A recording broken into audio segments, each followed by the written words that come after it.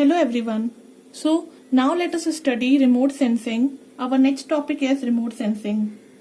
Remote sensing is broadly defined as science and art of collecting information about object, area or phenomena from distance without being in physical contact with them.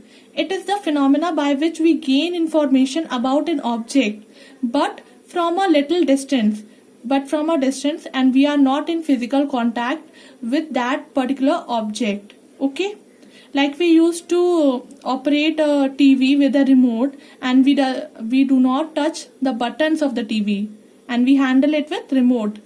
In the same way, remote means if you have to operate something from a distance, and sensing means to get information out of it.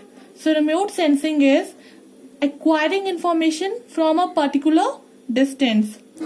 Idealize remote sensing. This is 6-step process from where energy source to getting information. So first step is energy source. We should have a proper energy source from which electromagnetic waves come out and strike the surface from which we have to take out the information. Propagation of energy through atmosphere.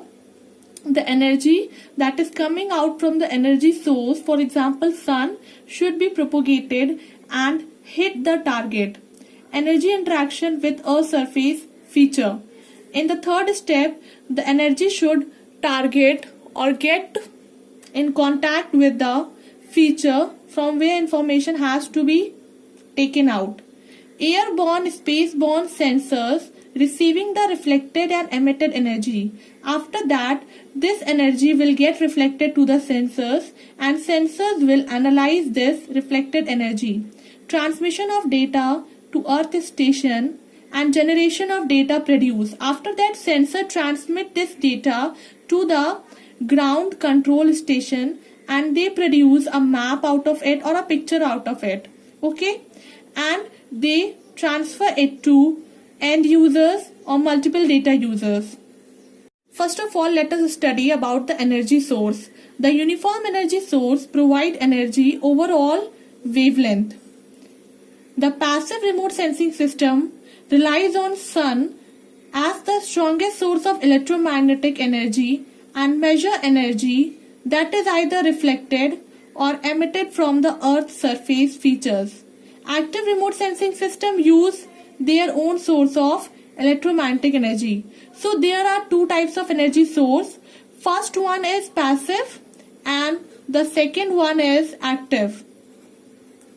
Passive uses the energy from sun and active has their own source of energy.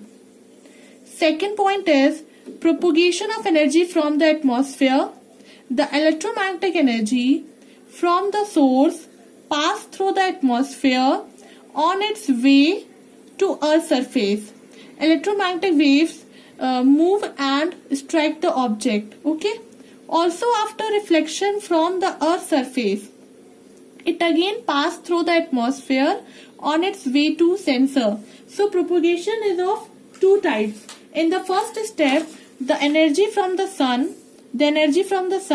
reaches to the object. This is also called propagation.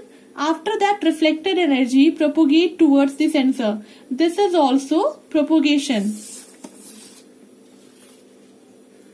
The atmosphere modify the wavelength and spectral distribution of energy to some extent. This modification varies particularly with the wavelength. In propagation step, the atmosphere plays an important role because the atmosphere modifies the wavelength. The wavelength that is coming out of the sun electromagnetic wave, it is changes during the course of propagation. Interaction of energy with the surface feature of the earth. Third step is interaction. The interaction of electromagnetic energy with earth surface feature generate reflected and or emitted signals. Spectral response pattern or signature. The spectral response pattern play a central role in detection identification, analysis of Earth's surface material. After that, what happens? The energy get strike to the surface feature and it get reflected. Okay, the energy strike on the features and get reflected to the sensor. The sensor notice the change in wavelength and change in frequency and developed an spectral reflectance signature or spectral reflectance curve that is used to detect, identify and analyze Earth surface feature or material. Airborne and spaceborne sensors. Sensors are electromagnetic instruments designed to receive and record retransmitted energy.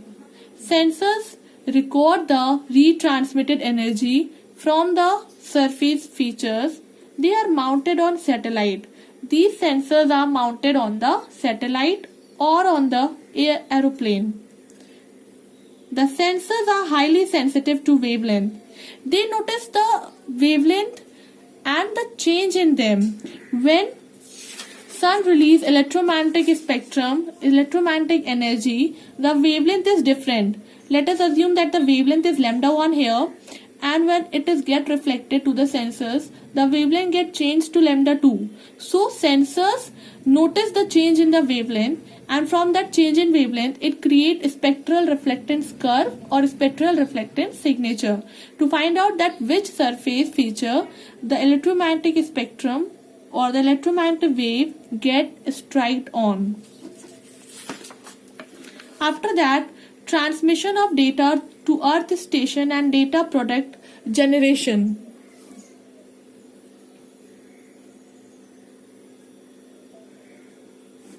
Okay, the data from the sensing system is transmitted to the ground.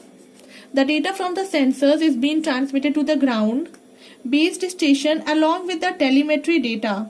The real-time instantaneous data handling system consists of high density data tapes for recording and visual devices such as television for quick look and display. The data can be of two types, pictorial or digital.